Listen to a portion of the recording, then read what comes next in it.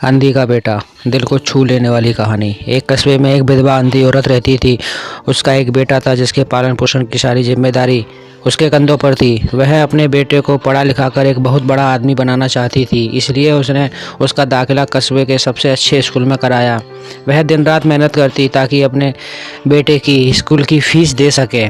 लड़के के स्कूल के बच्चे उसकी माँ के बारे में जानते थे। सब उसे अंधी माँ का बेटा कहकर चिढ़ाते थे। लड़का इससे बहुत परेशान था। उसे अपनी माँ पर शर्म आने लगी थी। वह उसके साथ कभी कहीं नहीं जाता था, उसके साथ आने जाने में कतराता था। जब लड़का बड़ा हुआ तो उसकी शहर में अच्छी नौकरी लग गई। उसने अपनी माँ से वादा किया कि शहर में मकान लेकर वह उसे लेने आएगा, लेकिन वह शहर गया तो फिर लौटकर वापस नहीं आया। उसकी अंधी माँ इंतज़ार करती रही। कई महीने बीत गए, लड़के की कोई खबर नहीं आई। कई महीने बीत गए, लड़के की कोई खबर नहीं आई। अंधी एक दिन उससे नहीं रहा गया और वह अपने बेटे से मिलने शहर पहुंच गई। पूछते पूछते वह बेटे के ऑफिस पहुंची। वहां सिक्योरिटी गार्ड ने उसे रोक दिया।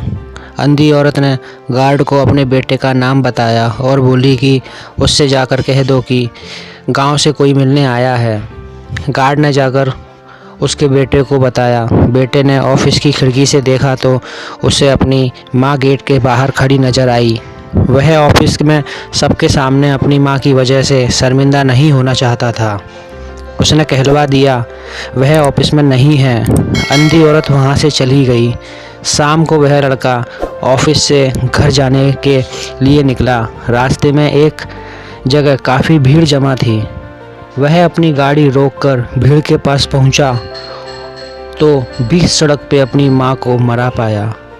उसके हाथ में एक चिट्ठी थी जिसमें लिखा था, बेटा बड़े दिन हो गए थे, तेरी कोई खबर नहीं मिली। चिंता हो रही थी इसीलिए तुझसे मिलने चली आई। तू तो अब बड़ा आदमी बन गया है। तुझसे मिलना अब शायद मुझ जैसे गरीब की किस्मत में नहीं, लेकिन मैं बहुत खुश हूँ तेरे लिए। तूने अपना ही नहीं मेरा सपना भी पूरा किया। मलाल है कि तेरी तरक्की देख नहीं सकती। काश बचपन में तेरी आँखों में सरिया ना घुसा होता और मुझे तुझे अपनी आँखें ना देनी पड़ी होती, तो तेरी तरक्की अपनी आँखों से देखकर सुकून से मरती। तेरी अंधी माँ। ये पढ़कर लड़का फूट फूट कर रोने लगा।